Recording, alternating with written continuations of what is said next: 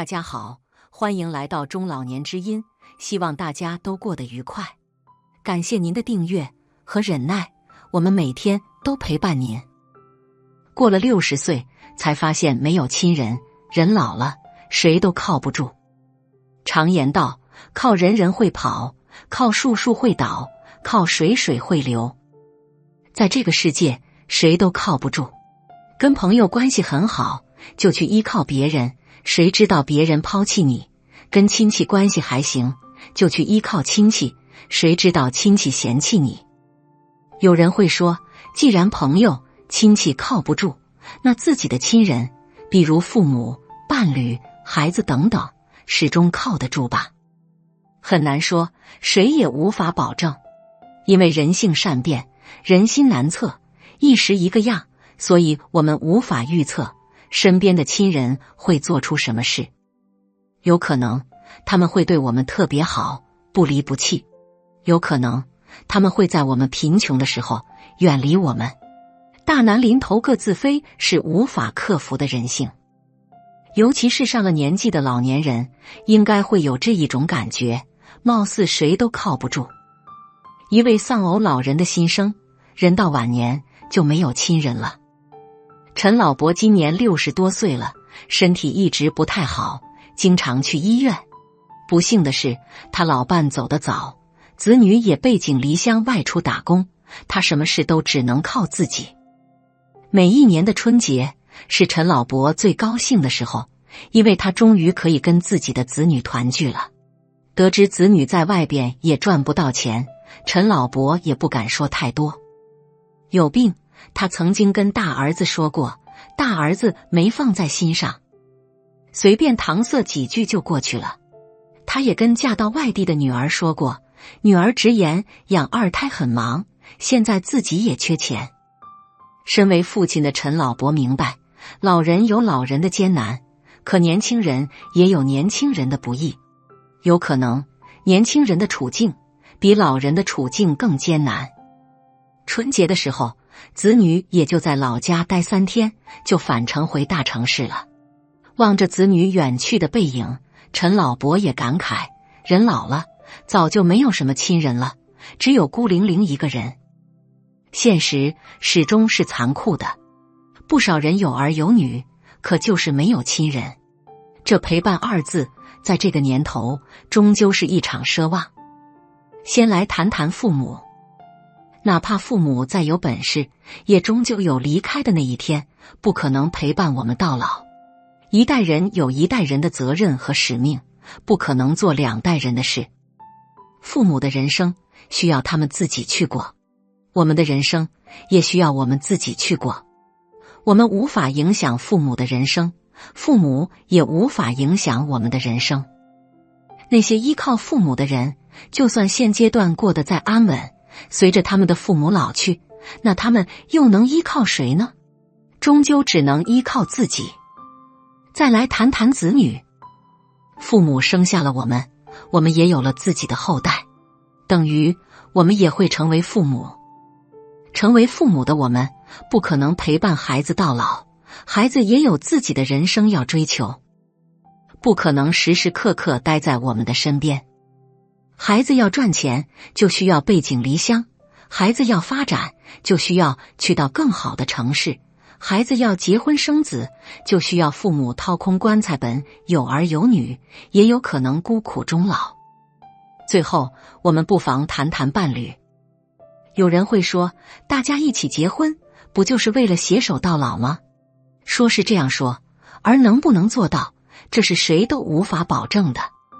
首先，在这个年头，中年夫妻分手，晚年夫妻离婚的情况多的是，不是每一对夫妻都可以将婚姻维系下去。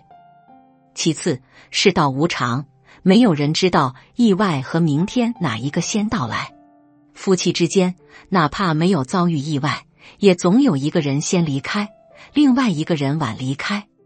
晚离开的那一方，终究孤苦无依。第三，金钱至上会引起夫妻之间的矛盾。所谓久贫家中无贤妻，太穷了，连日子都过不上了，双方就会各走个路，成为了陌路人。幻想依靠伴侣的人，大概率都会迎来巨大的失望。如果生活真有想象的那么容易，那就人间圆满了，哪还会有那么多的缺憾、不幸呢？父母、孩子、伴侣都是靠不住的，唯一可以靠得住的是自己以及兜里边的钱财。人过60就只能依靠自己以及兜里边的钱财。在这个世界，我们自己不会背叛自己，我们的钱财也不会背叛自己，而其他的人就不好说了。你依靠父母，可父母走得早；你依靠孩子，可孩子需要外出赚钱，或者他们也赚不到钱，只能回家找父母啃老。你依靠伴侣，怎奈如今的婚姻关系脆弱。谈到这里，你可能会说，依靠自己，依靠兜里边的钱，这不就有点太无助、太凄凉了吗？这不是凄凉，而是每个人都要经历的事儿。众多农村的孤寡老人，他们不就只能靠自己吗？还能依靠谁呢？人生就是如此。一开始，我们都群来群往，身边亲人朋友一大堆。走着走着，这些亲人朋友都会一个接一个离我们而去，只剩下我们自己。靠自己坚强地活下去，其余的82岁老人倾诉，晚年遇到心仪老伴，为他安排好未来，才能安心相伴。人到晚年，夫妻再恩爱，也有一个人会先走，剩下的那个会在思念和孤独寂寞里老去。因子女都有自己的事情要忙，所以会给剩下的老人请个保姆照顾。人到晚年，没有了伴，每天进出都是保姆陪伴，老人会在精神和内心对身边的人有了更多的依赖和依靠。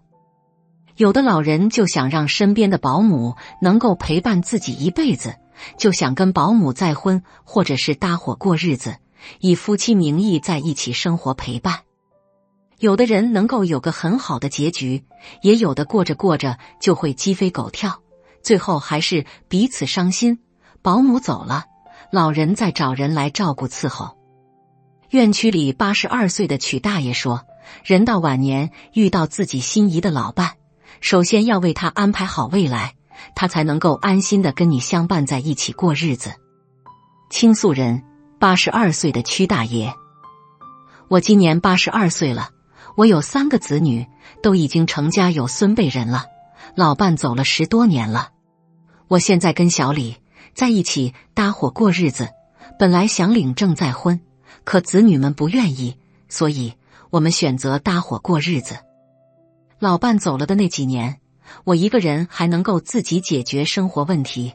随着年岁的增长，我的身体也每况愈下，我自己生活有些困难，子女想接我一起居住，我不喜欢，就请了个住家保姆照顾我。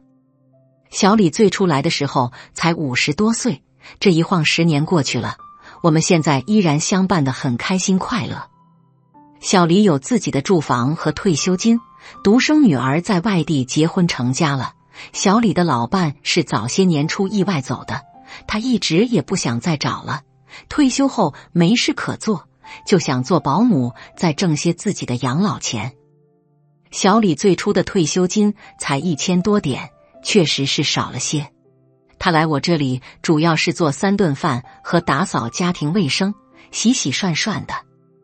小李是个勤快不爱多言的人，你交代的事情他都会认真的完成，没事了会在阳台上坐着看书听小说，这是我最喜欢的样子。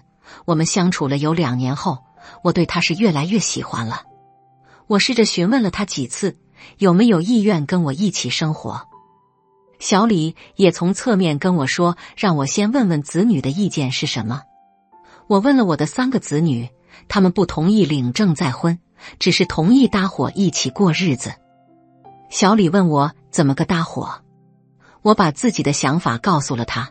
以前他每月是3500块的工钱，搭伙后是4000，随着物价的上涨还会逐年提高。我们2个人的生活费还是我来出，如果他把我养老送终了，我会给他一笔数额不小的养老补偿。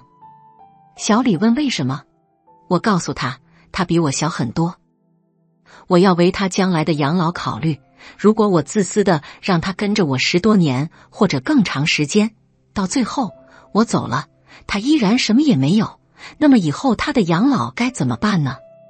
我给他留下一笔数额不小的养老钱，他可以找家不错的养老院的。小李考虑了一段时间后同意了，但他说要有法律公证才能有保障。我的子女也同意，就这样，我跟小李开始了搭伙相伴过日子。小李是个比较内敛的女人，不爱热闹，每天做完家务活，最大的爱好就是下楼练习太极拳，我也跟着她一起慢慢的练习。回来后，我都是在沙发上休息会，或者围着她转，看她给我做什么好吃的。我们午睡后一般都要喝会茶，我们最爱聊的是《红楼梦》里的故事，偶尔也会听会昆曲。有时候我觉得小李就是我的红颜知己，我们之间有很多的相同爱好，我们能够聊很久的事情，也能够静静地坐在沙发里什么也不说，但内心却很安宁。很多人说小李傻，为什么要跟我这个老头子搭伙过日子呢？其实人与人之间还是讲究情缘的，我跟小李之间冥冥之中是有缘分的。小李最初的时候特别喜欢看我书架里的书，总是借着看，有时候我们还会就书里的内容彼此畅聊一番。现在我跟小李已经在一起有10年了，我的身体还算可以，期间也住过几次医院，小李都是精心的照顾伺候我，让我很快就好了。现在小李更是认真的帮我量血压血糖，每天的饭菜都是定时定量的，我们之间的生活过得也非常舒畅，他有时候也会跟我说说心里的委屈。我感觉我们之间更似朋友，那种忘年交般的朋友。我会跟他说起我和老伴以前的事情，说我的3个子女小时候的事情。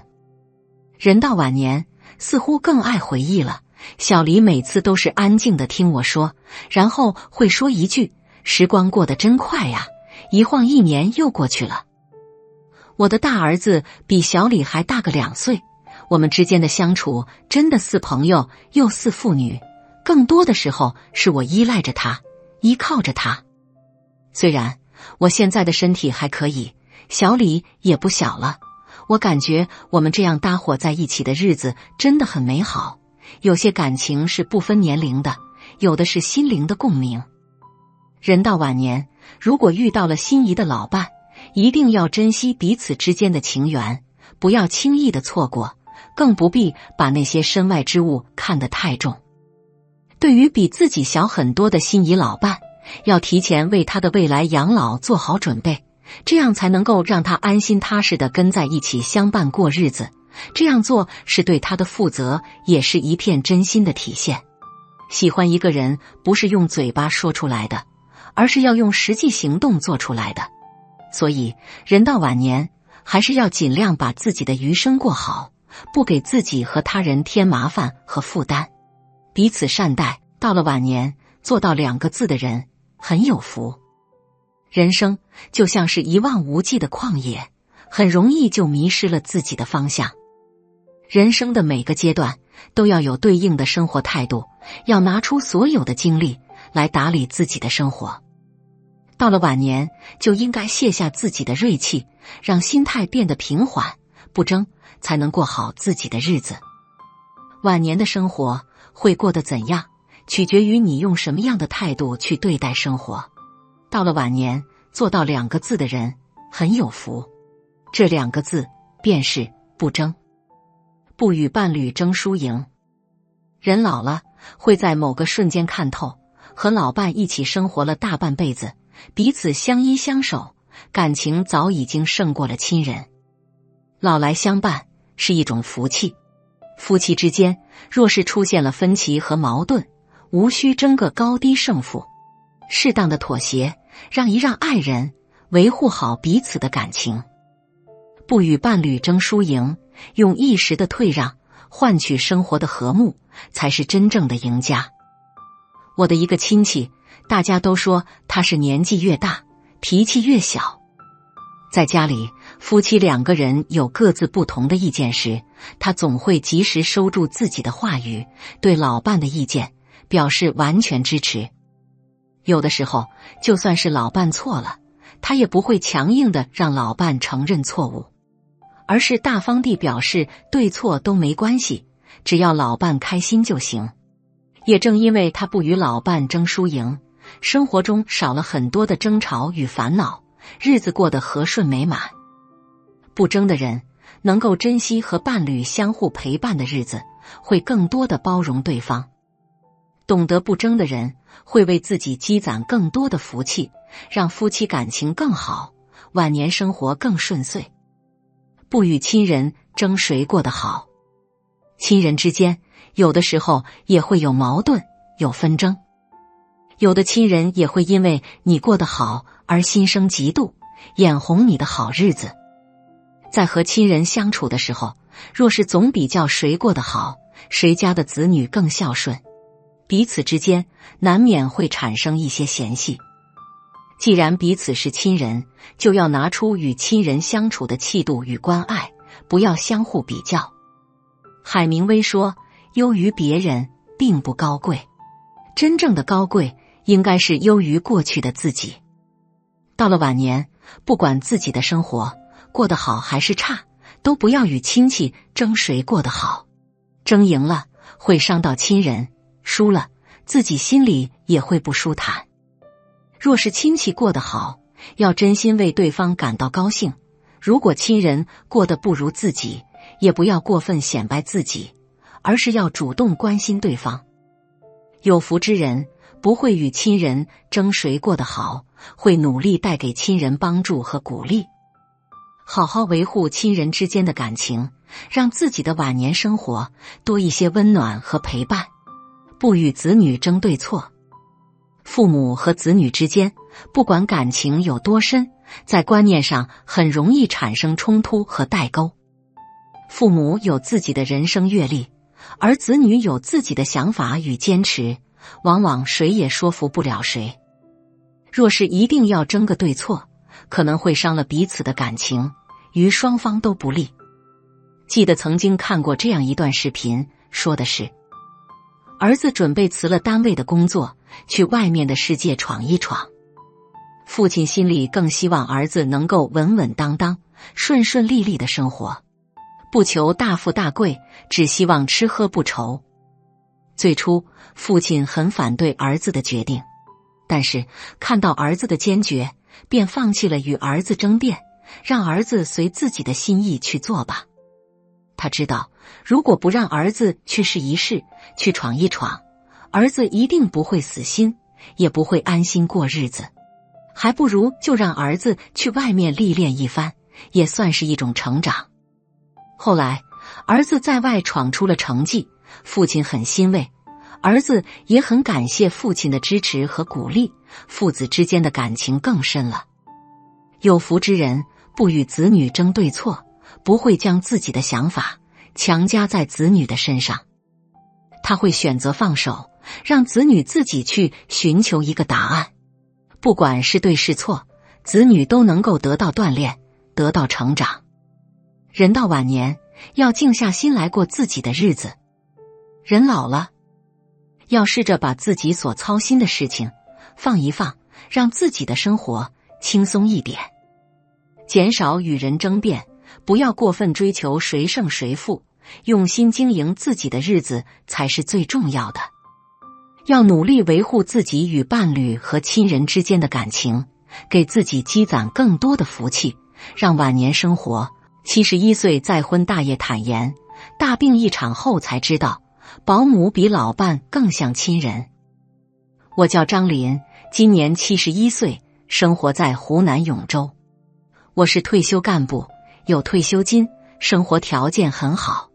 在这不愁吃喝的生活里，我本以为能和老伴到白头，可是我刚退休的第3年，他就走了，留下我一个人活在追思和痛苦中。老伴走后，我一个人独居了3年，受不了晚年生活的孤寂，于是我产生再婚找老伴的想法。我先是和子女商量自己想找老伴的想法，但是子女不同意，说我这个年纪找老伴都不现实，大多都不是真心，而是奔钱来的。起初我也不信，反驳子女，你们一个个那么忙，没有时间照顾我，我一个人生活那么孤单，发生点什么意外也没有人知道。子女心存愧疚，也不反对我找老伴，不过他们提议让我事先保管好财产，在他们的陪同下，我做了财产证明才去相亲。在一次机缘巧合下，我认识阿玉，她比我小5岁，去体检时她身体各项指标都不错，关键她样貌也不差，看她挺顺眼的，于是便展开追求。在我们认识半年后，小玉同意和我搭伙，但不和我领证。当时我稀里糊涂就答应了与她搭伙，为此还请来一些亲朋好友吃一顿饭，让大家见证我们往后的生活。我和小玉搭伙后，我感受到家的感觉，家里也不像以前那么冷清了，有点像以前的生活，身边有人唠叨了，出去也有人陪着。我本以为自己晚年生活有了小玉，可以安逸度过晚年生活，可是我们才搭伙1年就出现很多问题了，导致关系越来越差。刚在一起搭伙的时候，小玉对我很好，大小事情都依我，我当时也承诺一个人负担生活费，每个月都会固定拿出3000块钱当生活费。可是后来小玉提出让我把工资卡交给她保管，还提出让我写赠与协议，把1半的房产分给她，但我拒绝了。从那以后，小玉对我的态度大不如前。搭伙不到1年，我们因一些矛盾，最后她以为我影响她睡眠，提出和我分房睡。我当时看得出来，她是嫌弃我，嫌弃我老。为了维持感情，我做出很多努力，逢年过节都会给小玉买首饰，也会给她红包。后来她儿子看上一辆车，希望她自主，她钱不够，我给她拿了5万。也许是钱的魅力，小玉对我的态度好了许多，甚至有段时间她对我无微不至，让我感到无比的温暖。可是天不尽人愿，我一直希望自己好好的，可是上天给我降下病痛。那一次我不幸得了脑溢血，有时会犯糊涂，也需要人的照顾。可是从那以后，小玉跟我打马虎眼，不想照顾我，还找了各种理由。我当时真的很心寒，我把她当亲人，她却把我当摇钱树。我需要人照顾，她却不照顾我，仅是给我找了一个护工，还让我自己出钱，饭也不送给我吃，让我在医院食堂叫餐。后来我出院了，回到自己家，护工也辞退了。本以为小玉会照顾我，可是她嫌弃我脏，不帮我洗澡，也不扶我去厕所，最后我还是叫儿子来照顾我。由于儿子工作忙，不能一直照顾我，他给我找了一个护工，同时提醒我让我对小玉提防一点。自从护工来了以后，我才得到舒适的照顾，护工不嫌弃我，对我的照顾很周到，很贴心。我在家需要康复，可是在我需要人的时候，小玉做不到一个老伴的职责，不仅不照顾我，反而还经常出去打牌，家里也不帮忙做饭，让我吃什么点外面。晚上护工回去后，我需要到他，叫他帮一下我，他也爱答不理。后来我实在受不了那种生活了，提出和小玉分手，毕竟自己供他吃喝，供他生活开销，他连照顾我一下都不愿意，这种生活根本不是搭伙生活，他也不是我的搭伙老伴。我刚提出分手，小玉还想让我给精神损失费，但我让他白日做梦去，自己为他付出那么多，他却忘恩负义。当时小玉想赖着不走，于是我让他还给他儿子买车那5万块钱给我。毕竟当时他是以借的形式跟我开口，于是他便慌张，对我骂骂咧咧，收拾东西走了。后来我把小玉赶走后，就请了一个住家保姆照顾我，1个月5000块钱，加上生活费也才7000块，我就能过得安逸舒心，什么事都有保姆帮我做好，饭菜也是帮我打好，想吃什么保姆就给我做什么，平时还会陪我出去散步。相比较小玉，我想想都心寒，和他过生活，1个月1万块钱都不够花，反而还要受他的气，看他的脸色，有点是需要他还要哀求他。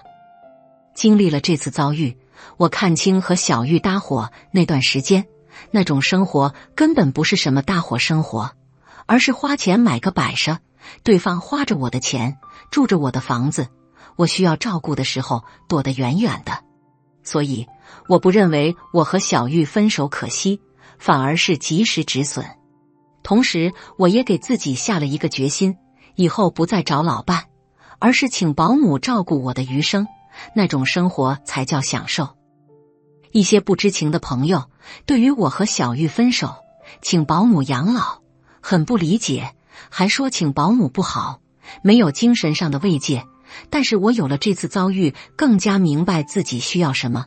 找老伴遇到真心的很难，遇到小玉这种摆设，还真的不如花钱请保姆。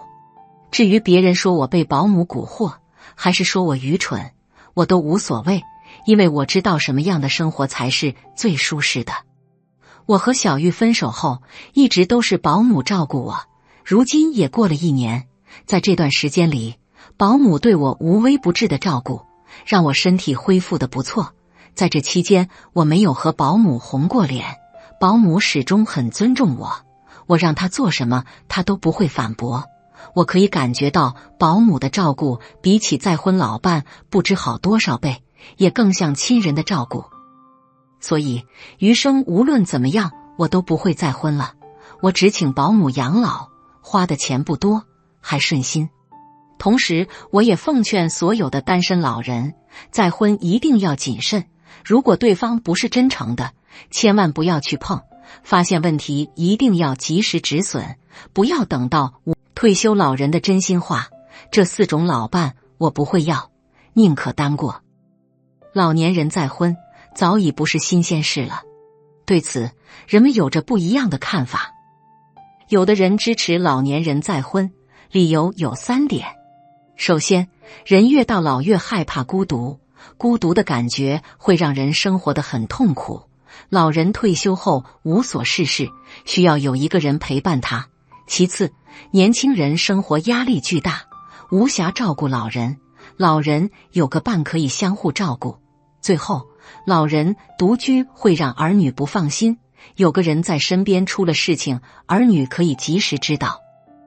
有的人反对老人再婚，理由也很好理解。有的子女是觉得父母一大把年龄还结婚太丢脸，有的子女怀疑对方居心不良，带有经济目的，有的子女不愿意给跟自己毫无血缘关系的继父继母养老。实际上，在爱情面前，年龄从来都不是问题。无论是出于真爱的角度，还是出于为自己考虑的角度，老人都有在找老伴的权利。不过，婚姻从来都不是可以将就的事情。就算到了退休的年龄，老人也要有自己的择偶标准，不能随意找一个人过日子，不然你不但无法过上安稳的老年生活，而且会受到婚姻的牵连，让自己的晚年生活变得一团糟。李阿姨今年62岁，已经退休了。她前段时间找到了喜欢做媒的我奶奶，想要找个老伴。李阿姨提出了自己的择偶标准，说出了自己的真心话，这4种老伴我不会要，宁可单过。退休老人的真心话，这4种老伴我不会要，宁可单过。1. 身体很差，无自理能力的老人。我之所以想要找老伴，就是为了有个人陪我度过余生，陪我打发无聊的时光，而不是为了做伺候别人的保姆。如果我的老伴身体很差，整日卧床，需要我端茶倒水的伺候，我还不如一个人单过。身体是革命的本钱，这句话无论到什么时候都是真理。身体是我们最大的依仗，尤其是对老人而言。如果一个人的身体垮了，就不仅会经受病痛的折磨，还会遭受精神上的打击。久病床前无孝子，花费几年甚至几十年的时间伺候一个无自理能力的老人，真的是一件很难的事情，更何况是与你无深厚感情的再婚妻子。身体好不好，是我们择偶总是忽略的一个方面。实际上，对象身体好不好，直接关系到你们婚后的幸福。因此，了解对方的身体健康状况是结婚的基本前提。退休老人的真心话，这4种老伴我不会要，宁可单过。2. 跟着儿女同住的老人。我找老伴是为了跟人一起过日子，相互有个照应，不是为了做人家的免费保姆。如果老伴跟儿女同住，我很难过得舒心，毕竟我又不是他子女的亲妈。在大部分情况下，想要找老伴的老人都不跟子女同住，他们找老伴往往就是因为子女缺乏对父母必要的关心照顾，让老人感到孤单，才想找个人作伴。与子女同住的老人结婚后会有不少麻烦事，除非你可以肯定他的子女及其配偶都是通情达理的人。嫁给跟着儿女同住的老人有哪些问题呢？首先，你可能会变成一个免费的保姆。既然你嫁给他了，就要跟他一起住，作为名义上的母亲，你得做家务活，不然他的子女不会答应的。子女平时繁忙，大部分家务活都得由你承担，你不但得不到一分报酬，而且吃力不讨好。做得好是你应该的，做得不好就会遭到白眼和埋怨。其次，你可能会面对着糟糕的婆媳关系。在婆媳关系里，男人的态度占据着决定性因素。你在婚后又不是男人的亲妈，在你跟他老婆之间，他偏袒老婆的几率太大。为了自己的儿子和儿媳妇，你老公不帮你的可能性也很大。因此，你在继子和儿媳妇面前是没有长辈威严的。最后，当你无法再帮助他们的时候，他们不一定会给你养老。你养我小，我养你老，赡养义务与抚养义务挂钩。对待继子而言，你不是他的亲生母亲，没有抚养之恩。如果他是个有感恩之心的人，会愿意帮你养老。如果他是一个忘恩负义的人，就算你帮他做了家务活，帮他照顾父亲，帮他带大了孩子，他也不会心甘情愿地给你养老。退休老人的真心话，这4种老伴我不会要，宁可单过。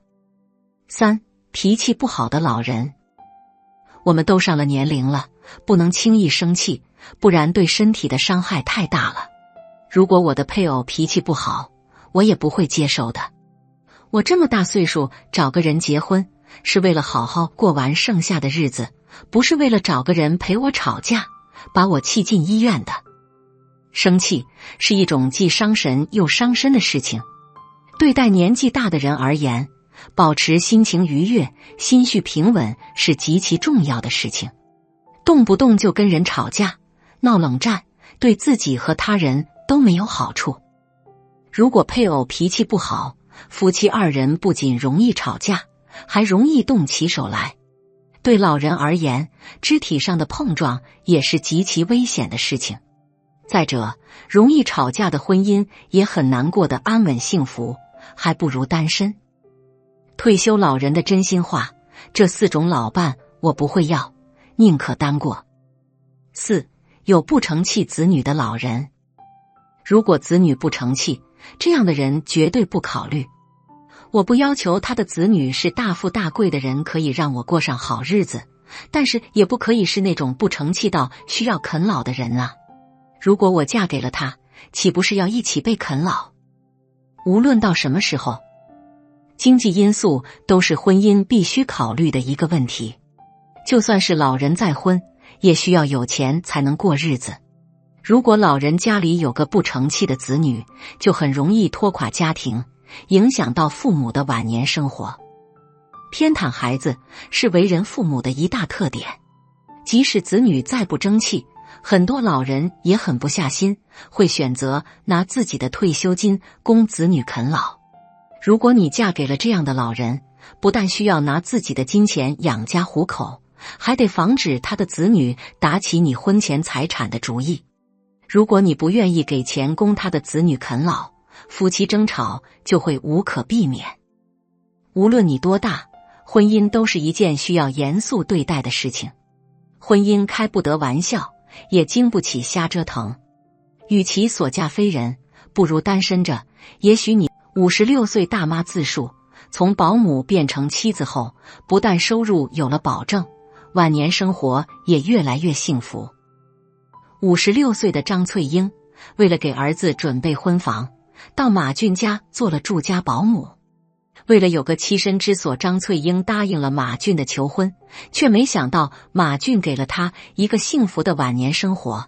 儿子和2个妓女相处得很融洽，也很孝顺们老两口。张翠英和前夫张庆是同一个村子的，张庆是村里最早出去打工的小伙子，为人机灵又能说会道，是全村最早盖起2层小楼的人家。张庆在外打工做厨师的时候，认识了同酒店的服务员刘芳，俩人恋爱了2年后决定结婚。张庆跟着刘芳回家见了他父母，刘芳父母提出要18万的彩礼，而且提出刘芳结婚后也要在弟弟结婚时帮忙置办婚房。张庆以前挣的钱都用来在家里盖了房子，根本拿不出这么多的聘礼。而且对于帮扶未来小舅子的事，张庆内心是排斥的。张庆于是征求刘芳的意见。刘芳原本是家里的乖乖女，在父母的强势面前，刘芳选择了听从父母的意见。张庆无奈之下，只能选择了分手。后来的张庆也断断续续的有了几段恋情，但是都因为家庭经济条件的原因无疾而终。转眼之间，张庆到了30岁，跨入了大龄青年行列。父母劝他务实一点，回老家找个踏实的姑娘结婚成家，家乡的发展日新月异，一样也能过得很幸福。心灰意冷的张庆只好接受了父母的建议，经人介绍认识了比他小5岁的张翠英。张翠英相貌普通，但是却是一个很会持家过日子的贤惠姑娘。张翠英还有2个弟弟都在读书，张翠英高中毕业后就外出打工，帮着父母供2个弟弟读书。张庆面对张翠英的普通，内心并无波澜，觉得她和自己的初恋刘芳相差太远。但是这么多年感情上的失败，也让他知道自己的条件。出于实际的考量，他最终和张翠英走进了婚姻。婚后，张庆回到家乡，在镇子上开了一家小餐馆。张庆掌勺，张翠英既做服务员，又负责收钱、打扫卫生。在2个人的努力下，他们的夫妻店生意越来越好，慢慢的扩大了经营规模，增加了人手，生活水平也越来越好。张翠英30岁那年生了儿子张建强，公婆很高兴。张翠英为了照顾儿子，慢慢的退出了酒店的经营，专心在家照顾儿子。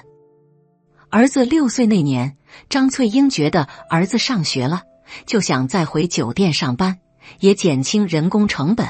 没想到张庆却坚决不同意，说儿子马上要刚上小学，是培养学习习惯的关键时候，让他继续在家陪读。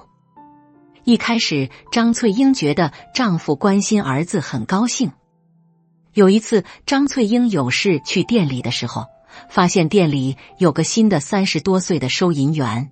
原本为了节约人工成本，店里的服务员都是要兼职的，只是这个收银员只负责收银，没事的时候就坐在那里玩手机。张翠英问张庆为什么要专门设个收银员，张庆打哈哈说现在跑单的多，这样做也是为了避免逃单。出于女人的敏感，张翠英觉得这里面没那么简单，在她的有心观察下，才发现原来这个女人是张庆的初恋刘芳。刘芳婚后因为对娘家的无条件帮扶，很快婚姻走到了尽头，儿子留给了前夫。偶然的机会，他听说张庆的生意做得不错，就找到了张庆。张庆于是让他做了收银员，1个月8000块钱的工资。张翠英要求张庆辞退刘芳，自己来做收银，张庆坚决不同意。夫妻俩为这事有了裂痕，婚姻磕磕绊绊地维持了4年后，走到了终点。张庆和刘芳双双外出打工了，张翠英独自一人带着儿子回到娘家，靠着张翠英一个人打工，把儿子抚养长大。儿子也很争气，大学毕业后留在了城里上班。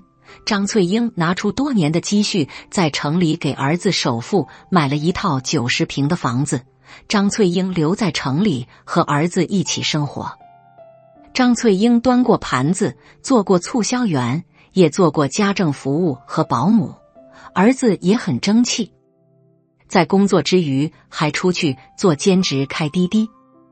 虽然生活很辛苦，但是和儿子在一起，张翠英觉得再苦再累都值得。后来儿子有了女朋友赵倩，女朋友一家通情达理，知道他家的家庭条件也不介意，只是看好了张建强的踏实肯干和有责任心。婚后张翠英和他们住在一起，赵倩是家里的独生女，自我意识和边界感很强，生活习惯和观念和张翠英差距很大，慢慢的婆媳之间就有了隔阂。儿子不忍心老妈受委屈，又不想指责媳妇，只好在母亲和媳妇之间和稀泥。看着儿子夹在自己和媳妇之间左右为难，张翠英也想让儿子为难。思来想去，她决定找个住家保姆的工作，解决了自己的居住问题，又不耽误赚钱。56岁的张翠英来到了马俊家做住家保姆。68岁的马俊是个退休的老教授，有2个女儿，大女儿远嫁，小女儿同城。马俊老伴2年前去世后，他一直一个人生活，因为一次脑梗，留下来了一点轻微的后遗症，走路有点跛，需要24小时有人照料。小女儿因为没有退休，只好找了保姆照顾父亲。张翠英做家务手脚麻利，因为家里开过饭店的原因，做饭色香味俱佳，营养搭配又合理。试用一段时间后，马俊和小女儿都很满意。马俊有高血压，心脏也不好，以前的时候他经常忘记吃药。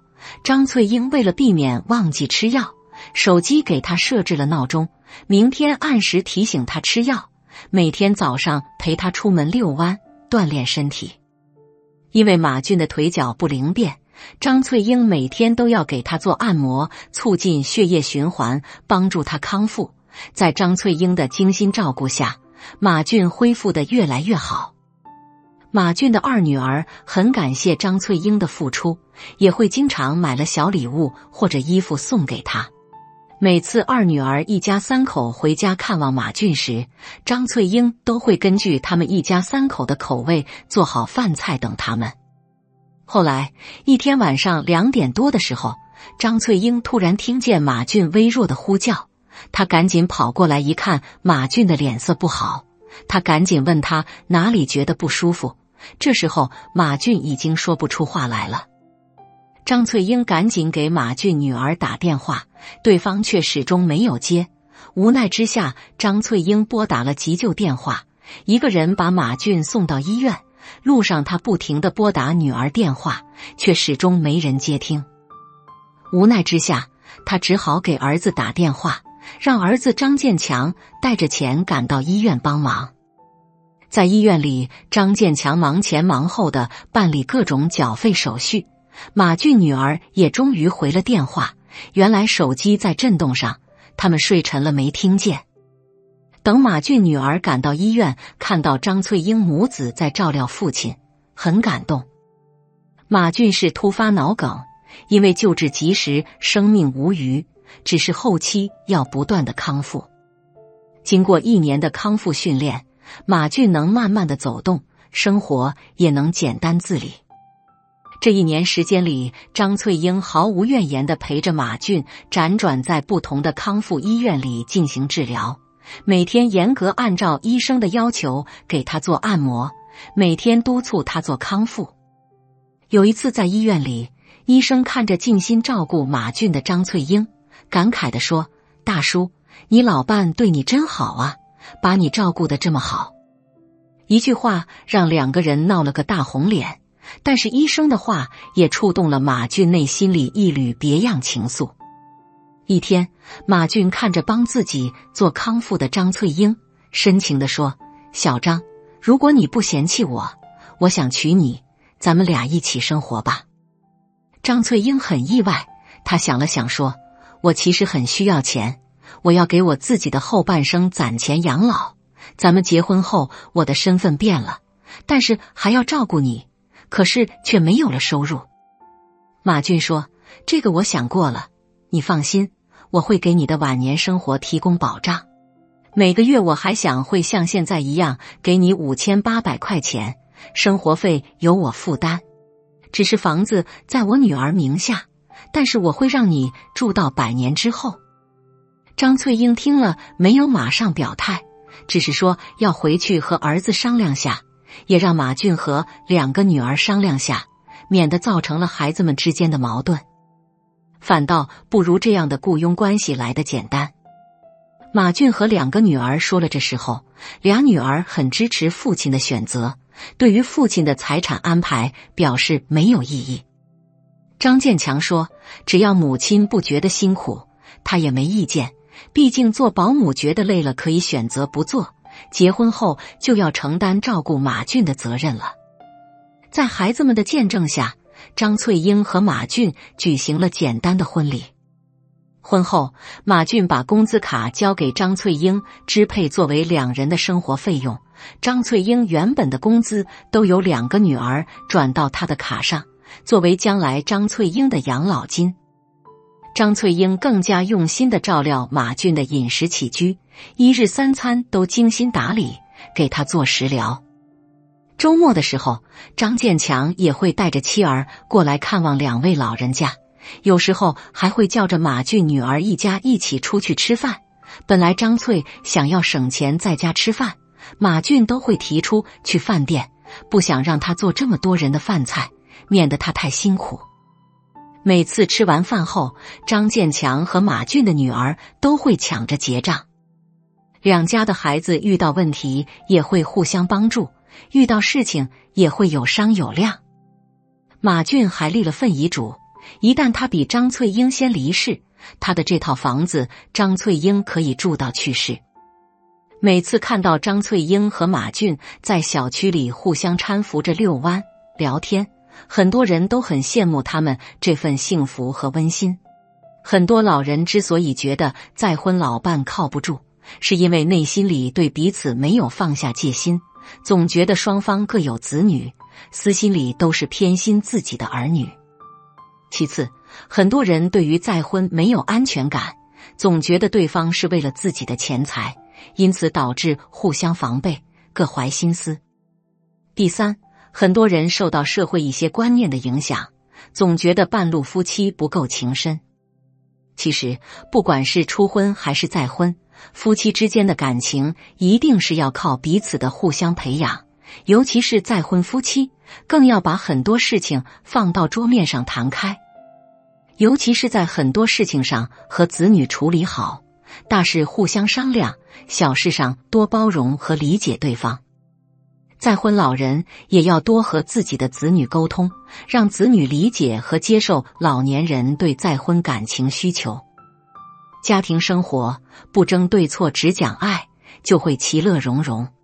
只要有足够的爱，人老了，儿女再不孝顺，也别做这几件糊涂事，对谁都没有好处。任何年代，孝顺父母是最大的善良，是家庭的大事。可是很多家庭却把孝道弄丢了，儿女自私自利，父母苦不堪言。有的儿女比外人还狠毒，不仅啃老，还嫌弃父母的家底不够殷实。如果有一天你遇到了不孝的儿女，不必马上就讨好，更不要去道德绑架，而是要保持理智。以下几件糊涂事对谁都没有好处，千万不要做，凡事要懂得留余地。别和儿女断绝关系，避免切断了后路。有个词语叫破镜重圆。古时候，一对夫妻在战乱中走散了，妻子也成为他人的小妾。夫妻分开时，把一面镜子掰开，各持一半，作为以后重逢的见证。经过方方面面的努力，两个人重逢了，也感动了身边的人，再次做夫妻。有些关系，此一时彼一时，不能因为一时半会的矛盾，就否定以后都是活在矛盾中的。我们不知道未来会发生什么，但是可以预测，儿女在经历了很多事情之后，也会浪子回头。俗话说，当家才知父母恩。儿女年轻不懂事，但是儿女也做了父母，就开始懂事了。这时候，父母和儿女没有断交，还有挽回关系的余地。也许儿女经历了人生低谷，不得不求父母帮助，此刻父母积极回应，关系也会变好。也许是儿女被人劝说，觉得愧疚，返回父母的家。任何情况都是有可能的，不能阻挡。别鼓吹儿女离婚，认为儿女不孝是枕边风带来的恶果。很多老人认为，儿子呢，都是娶了媳妇忘了娘，女儿呢，嫁出去了，就泼出去的水，胳膊往外拐。看到儿女对自己不好，但是对枕边人的父母很好，老人肯定会怨恨。既然是枕边人在煽风点火，那么把儿女的婚姻拆散，不就好了？想法很幼稚，一旦实施起来，儿女会更加怨恨父母。并不是所有的儿女都本事巨大，随时可以找到另一半。也许儿女一旦离婚，后半生就是孤身一人了，婚姻彻底没有了，儿女肯定会恨父母。更可怕的是，儿女离婚了，最苦的是孙辈。孙辈还是孩子，哪能接受单亲的事实？爷爷奶奶鼓吹父母离婚，孙辈受苦了，以后孙辈长大了，和爷爷奶奶的关系那是水火不容的。就算真的是儿女找错对象了，也是儿女自己去理清关系，父母只能是旁观者，顶多是提出一些建议。在儿女不孝顺的情况下，父母提出婚姻的建议都是多余的，多半是火上浇油。别把钱给外人，求外人养老，把外人当儿女。总有一些老人认为有钱了，万事大吉。老人扬言，若是儿女不孝顺，我把房子给侄儿，给门口的某某，让他们养老。我把存款取出来，请保姆好了。当儿女听说老人要把钱财给外人，无疑是很气愤的。特别是老人稀里糊涂就把钱给外人管理，到时候外人溜之大吉，或者把钱花光了，那就要不回来了。看看都挺好理，苏母把钱给了弟弟，但是不告诉家里的儿女。等苏母过世后，苏明玉等人找到舅舅，大闹一场，亲戚关系闹翻脸，儿女对母亲的印象更差了。与此同时，也影响了儿女对父亲苏大强的孝道。外人说的天花乱坠，哪怕是信誓旦旦，也是没有用的。人心隔肚皮，你是猜不透真相的。别到处宣传家丑，把儿女贬低成恶人。当儿女不孝顺的时候，很多老人喜欢说气话，告诉小区里的人，我的儿子太可恶了，拿走了我的钱，还带走我的金项链，大家说一说，这是人吗？也有老人会在亲戚朋友面前说儿女多不好，让亲戚朋友出面去劝说儿女改邪归正。当然，不排除一些老人到居委会诉苦，要调节；到派出所，希望民警给儿女一些教训。任何一种宣传家丑的方式都是效果很差的。从感情上来说，老人说家丑就是把儿女进一步往外推。想一想，老人的亲戚出面找到老人的儿女，数落一番，你们那么恶毒，那么不孝顺，这岂不是把内耗扩大了吗？若是老人挑剔儿媳女婿到亲家面前诉苦，那就是说明一点，认定亲家没有教养，没有把儿女教育好，太可恶。亲家关系也会因此矛盾重重，毕竟人是喜欢护短的，说自己的孩子好。别阻碍孙辈来拜访，拆散了所有的亲情。老人和儿女有仇恨，很可能波及到孙辈。人可以爱屋及乌，也能反着看，仇恨一个人就连带仇恨其孩子。在过节的时候，儿女没有来走动，但是孙辈来了，老人把孙辈赶出去，还说你的父母都是恶人，你也不是好人，这是令人心寒的。事实上，孙辈来拜访老人是带着一份心意，也可以说是取代了父母来孝顺老人。儿女是恶人，孙辈是成功人士，这样的事实在社会上常常有。儿女不孝顺的情况下，老人不要做糊涂事，也不能把关系彻底放在一边，不闻不问，而是要学会挽回。血脉之情，打断骨头连着筋。其一，老人学会反思自己，自己错在哪里？如何和女婿、儿媳搞好关系？如何让儿女能有孝顺的家风和能力？比方说，老人常常说儿媳不好，导致儿子没有好脸色，以后老人给儿媳点赞，不就好了？还比方说，老人爱唠叨，引发儿女的不满，学会闭嘴就行。其二，老人要尽早逼着儿女独立，减少依赖。能独立成长的儿女会走远一些，也会和老人保持距离，感情反而更好。把儿女培养好了，尽孝的能力也有了。远香近臭的道理需要知道和做到。其三，老人要慈悲，坚持善良。一个有德的老人走到任何地方都是闪光的，儿女自然会关爱。我们无法保证所有的儿女都是优秀的，都特别孝顺，但是我们可以改变自己，积极向上。以后会发生什么，不知。当您沉浸在这些故事中，愿他们激发您的思考，也能传递温暖给他人，不求回报。感恩您一路相伴，期待您的点赞与分享。有不到之处，希望您能在评论区给我留言，我会对每个留言回复。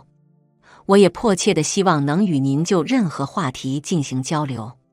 愿我们一同积累福报，走向更加健康、更幸福的生活之路。